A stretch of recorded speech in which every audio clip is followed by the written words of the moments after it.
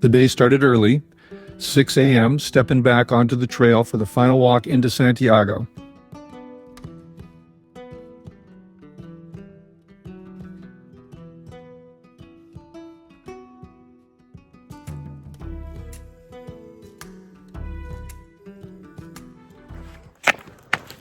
Okay, it's day 73. Right, there's the moon up there. 5:40 in the morning. And we're getting off to an early start, so we maybe get to Santiago early afternoon. But gonna meet some people up here.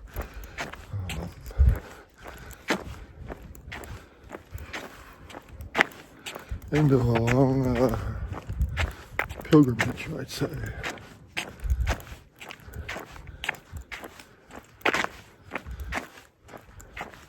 And it's gonna be one of those days here today. Here we go. See, my coffee spot's not open, but more down the road. Let's make sure I see the arrows here at the dark. So we are off to Santiago. Been a long trek from Le Puy, 1,000 miles. Let's go. The first day I walked out of Le Puy Cathedral, feels like a lifetime ago. What started as a step became a journey across France and into Spain. And today it all leads here. Day 73, walking into Santiago de Compostela. Along the way, I've seen incredible places, stayed in small villages, gîtes and albergues, and experienced a rhythm of life that feels both simple and meaningful. In France, the Camino carries a different character, deeply rooted in hospitality. Pilgrims are often welcomed with shared meals, sometimes 4 courses, a tradition that dates back centuries when caring for travelers was seen as a sacred duty.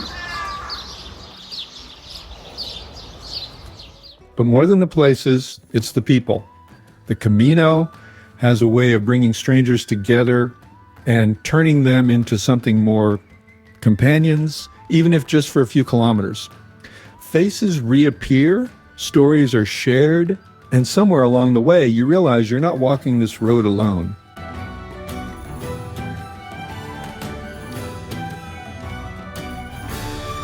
I met Dale, and we walked together as the trail slowly began to change.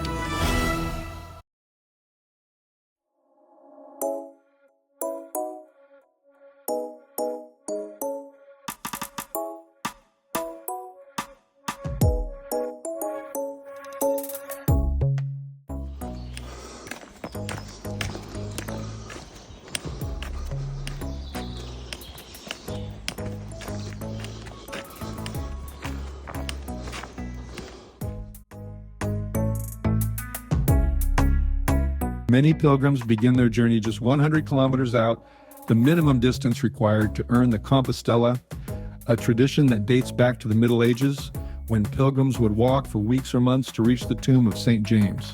Today, the trail fills with new energy, a mix of fresh legs and finishing steps.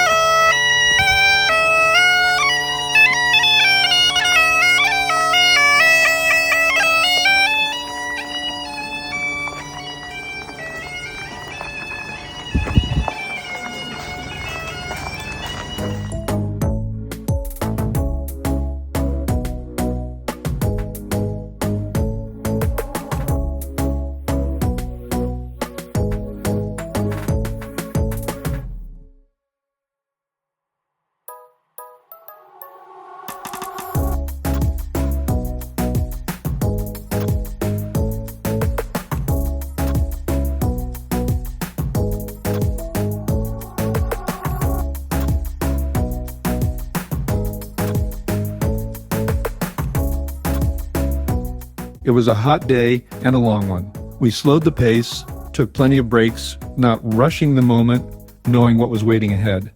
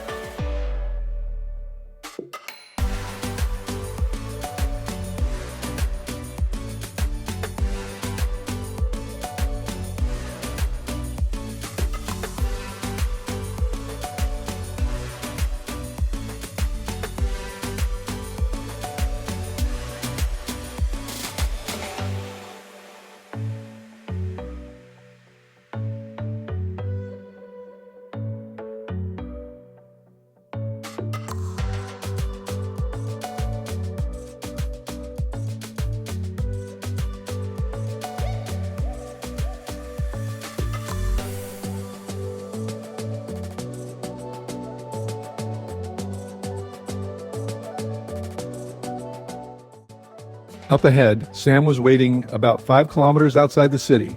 We connected there, and from that point on, we walked the rest of the way together. It felt right finishing this part of the journey alongside people who had been hitting part of it.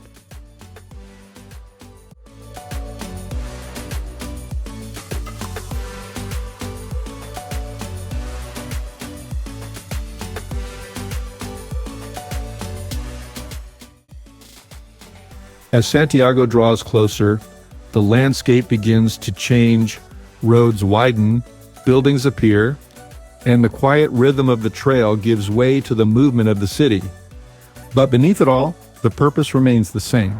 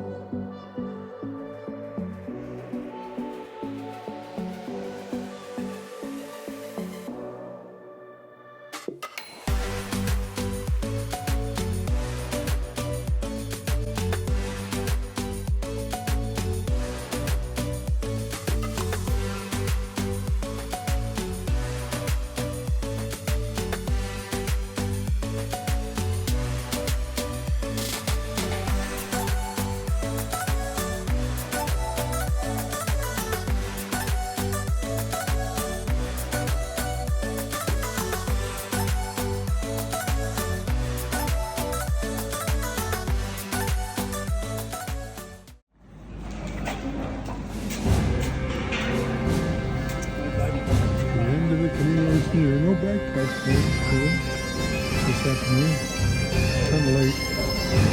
So what time it is, but earlier than normal.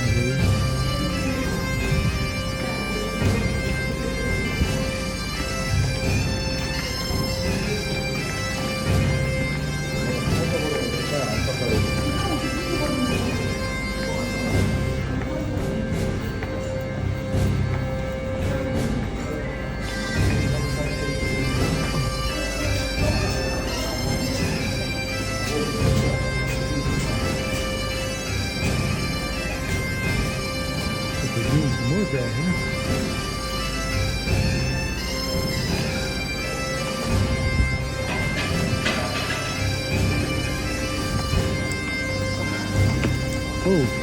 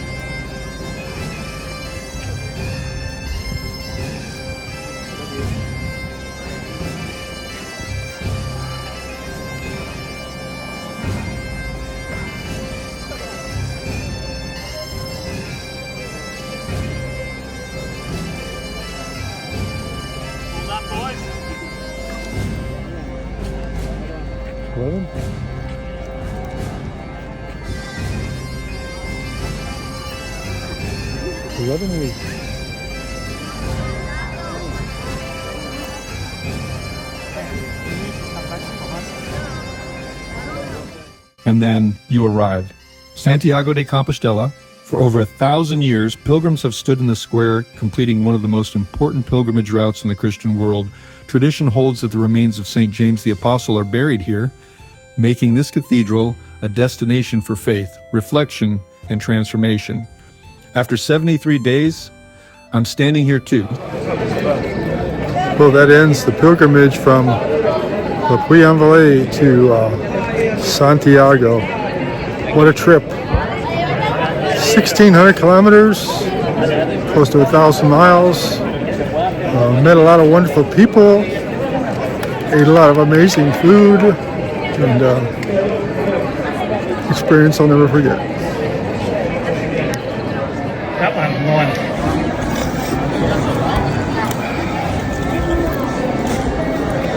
I think I got some pictures. That's hot, but it was good. That's hot.